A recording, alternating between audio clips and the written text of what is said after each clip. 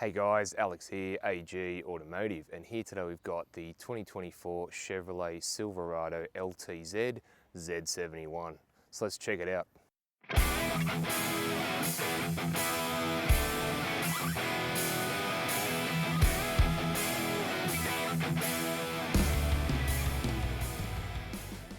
So before we get into the video, just want to do a shout out to Central Coast GMSV, who were nice enough to let me have a look at this today.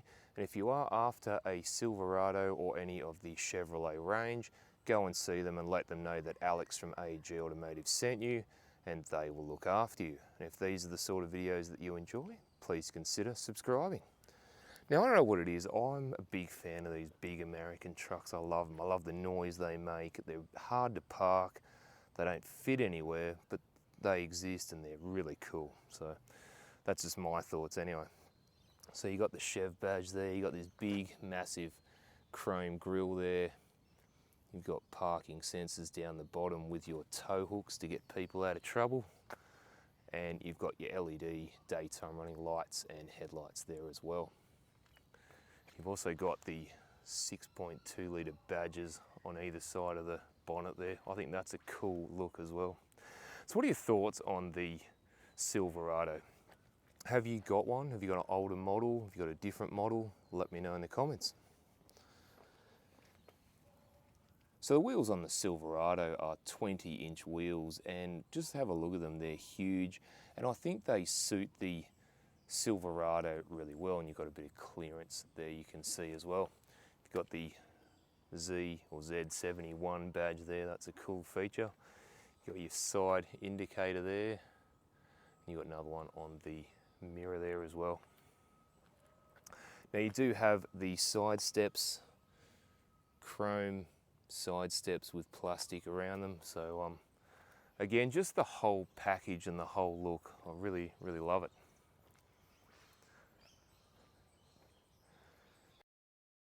So you've got Chevrolet written there. You've got your reverse camera and button to open and close the tailgate with. You've got Silverado down there. You've got Ltz. You've got your parking sensors. You've got your big exhaust there.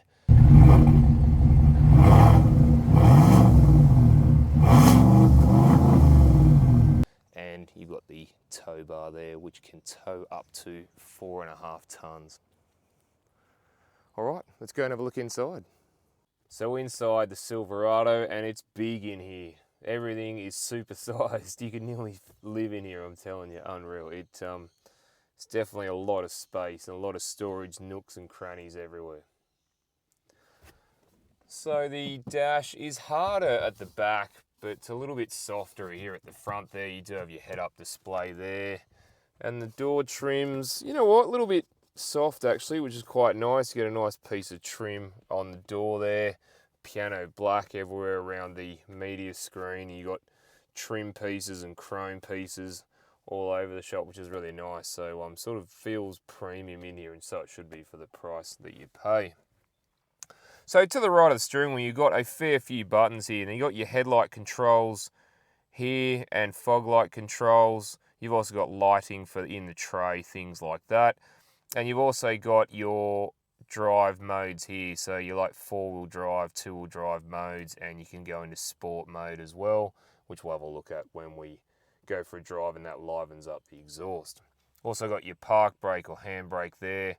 And then above it, you've got a head-up display. You can move it up or down. You've got some info there and your illumination. Steering wheel, really nice to hold. And you've got your cruise control buttons on the left there, and you've got your audio and menu controls for the dash on the right there. Behind there you do have paddle shifters, and you've also got some buttons here which organise the media, like volume I think is on the right, and I think the track up and down is on the left. So on the dash itself, now you've got your analog speedo and tacho there. You've also got your digital speedometer in the middle. And then you've got in the middle there things you can have a look at, things like your trip computers. You've got your what music you're listening to, if your phone's connected, and you've got a whole heap of settings because you can have the dash laid out in different ways should you wish. And you've also got your tyre pressure monitor system on the left there too.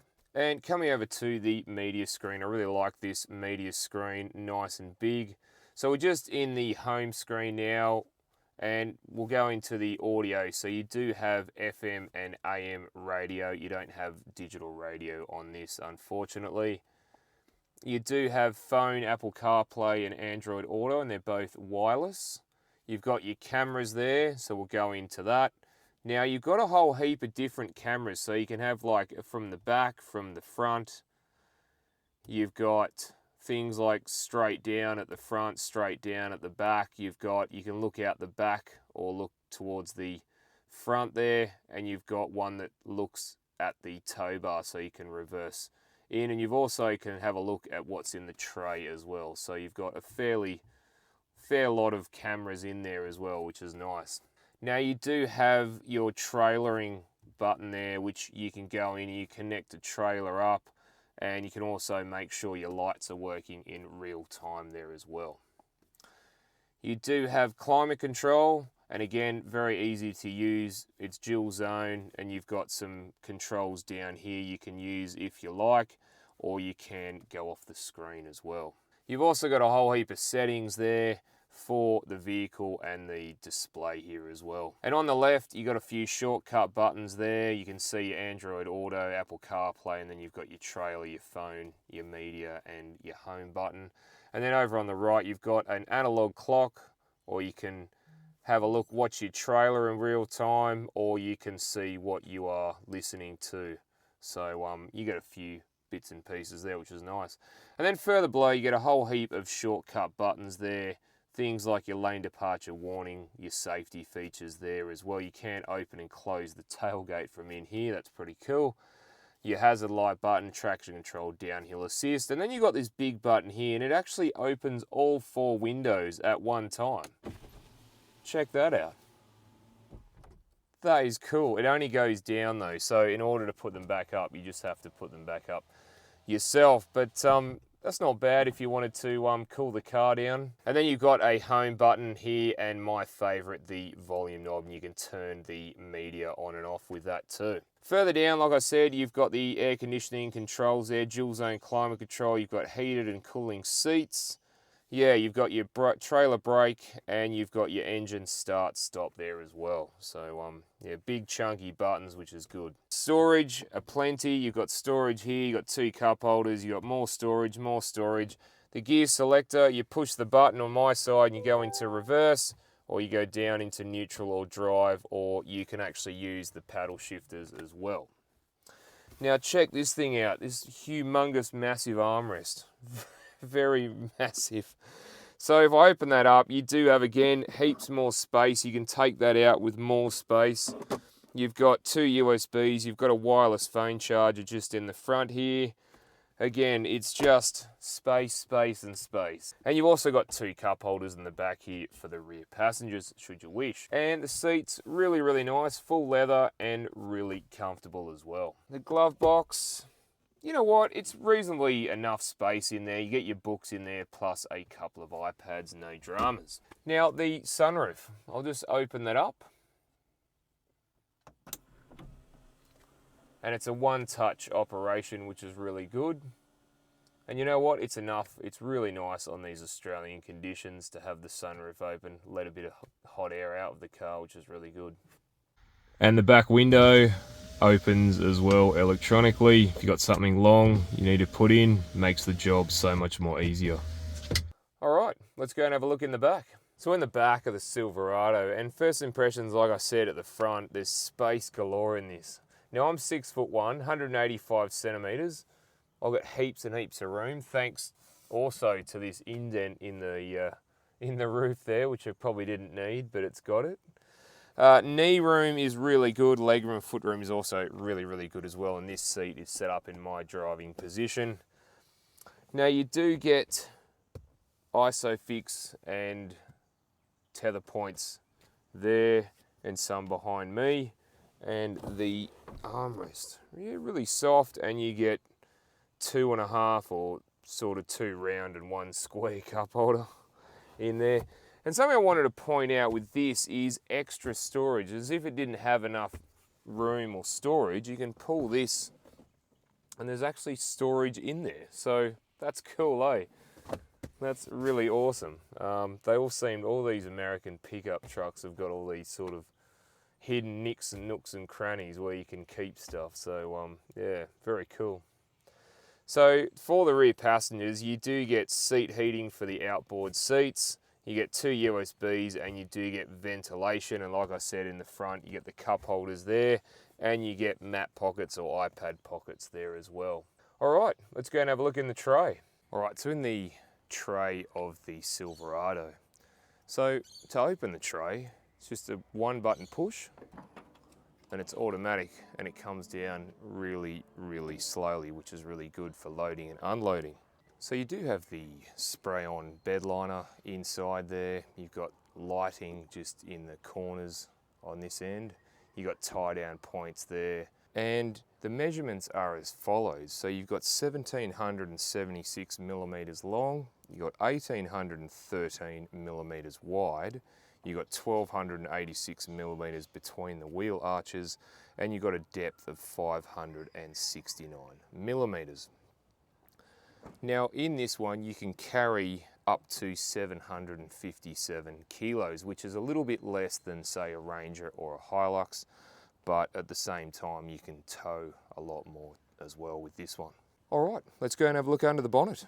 So under the bonnet of the Silverado, so here we have a 6.2 litre naturally aspirated V8 petrol engine, and it produces 313 kilowatts of power and 624 newton meters of torque.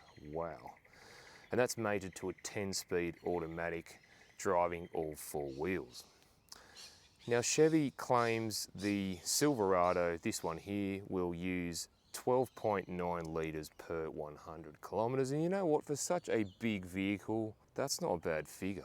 All right, let's go for a drive. So driving the Silverado. Vision out the front is really good, straight ahead and towards the passenger side. Rear vision, look, it's you get wide field of vision. You can open part of the back window, but all in all, you really only can see sort of up to the tray. So, but you do have all your cameras for and parking sensors for ease of movability. Vision out the sides, big windows, and the mirrors. You know what, big mirrors, wide and tall, and they give you a good field of vision out of that as well. So we'll just see how the Silverado handles the bumps just in everyday driving.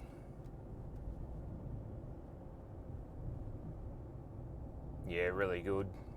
It soaks them up very nicely. And road noise, look, we're doing about 50 Ks. It's pretty good in here, pretty quiet. And steering. You know what, for such a big truck, it corners really well. The steering's reasonably light. I like that. Feels like you can sort of throw it into bigger corners.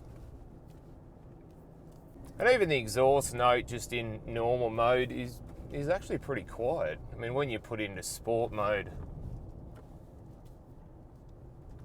sort of livens it up a bit. I love that. I love that noise. Never gets old. So what's the acceleration like from the Silverado with all that power under the bonnet with the big V8? Well, let's see how we go.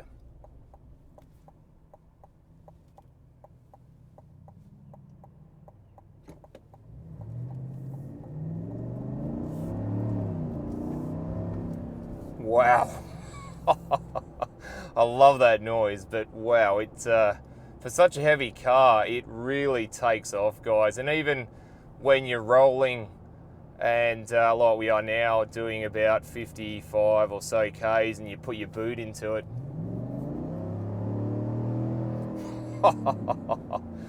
Unreal. Just that monster just unleashes that noise. Just sounds unreal, guys. I'm pretty impressed with this. Very nice. Alright guys, thanks for watching, and don't forget to like and subscribe, and I'll look forward to seeing you on the next one. Alright, thanks guys.